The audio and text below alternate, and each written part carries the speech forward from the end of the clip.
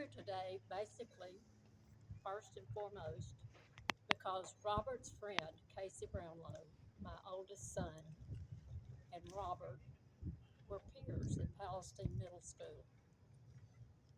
When Casey saw that Robert was going to be executed, when Casey saw that Robert was going to be executed, he wrote Robert a letter. Then he and his wife went on a trip, and he thought fully that when he got back to Tyler, Texas, that Robert would be gone. Instead, he had a 15-page letter from Robert. And Robert told him, "Hey, I remember you too." Casey had told him, he said, "I don't believe that the Robert I knew when we were in school did anything like what they said he did." He thanked Casey for having faith in him. He told him he remembered Casey. He told him he remembered Casey's short sister, and he called her Shorty. When we started communicating, I said, "Robert, don't call her that. She doesn't like it." Now he says she's our favorite short person. He and I have been, since Casey's letter, I said, "Can I write to him?" I started writing. We wrote and we wrote and we wrote. That's back when we had to do it all by hand. They didn't have messaging. So about once a week, he would get a letter from me, and once a week, I would get a letter from him. Then Casey went to see Robert. I said, "Can I go see Robert?" He said, "You just have to get on his visitation list." So I got on Robert's visitation list. I've been on it ever since. Robert wrote to me all the time during the last 10, 12 years of my late husband's life as he was going through dementia.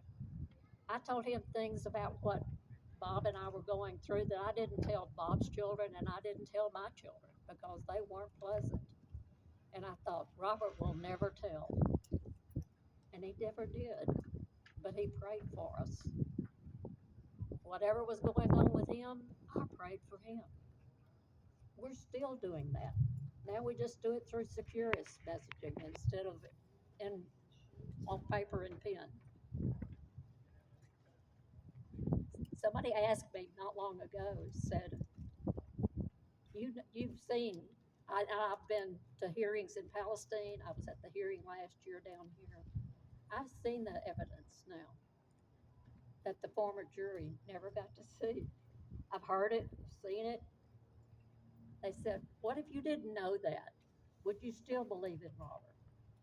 I said, "I'd have to still believe in Robert because my first impression of Robert was what my son Casey said. This is who Robert is."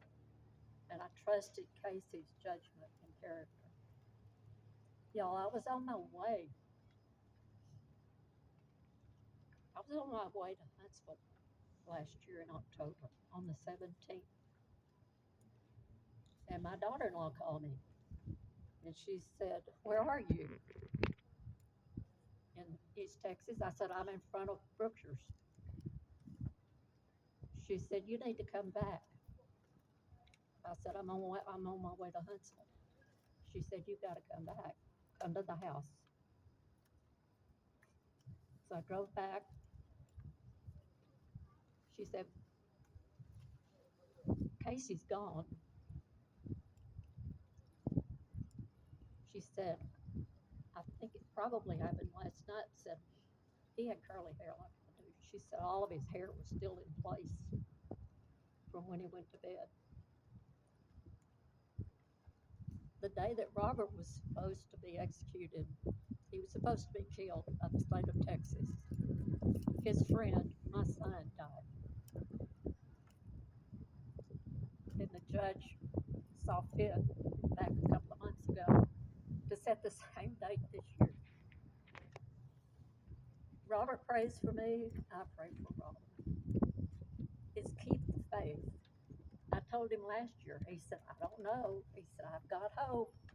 I said, "You keep that hope." I said, "I believe in miracles. I'm praying for a miracle." When we got Republicans and Democrats across the aisle to sign, that many of you, 100 and whatever, signed together saying, "We think this is a miscarriage of justice." I said, "Robert, that was a miracle. We had Texas Republicans and Democrats get together for a miracle. Then we had the same thing with the committee here.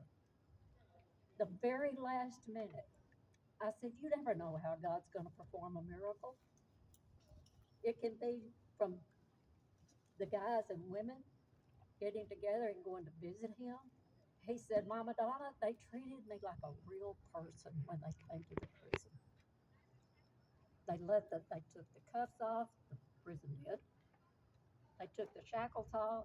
He said they shook my hand.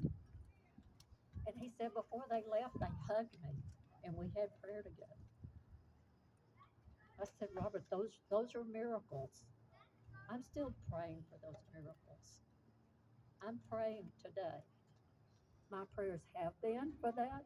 My prayers are that. All of you who are telling me how many days are left, I don't appreciate it because that's kind of my means of trying to deal with these dates. I just don't count. But my prayer is that our elected officials will have the humility, and I know it's hard in Texas to be humble, have the humility to have the wisdom to correct while we still can and save the life of a man whose life is just as important as the governor is your life and my life is. Thank you.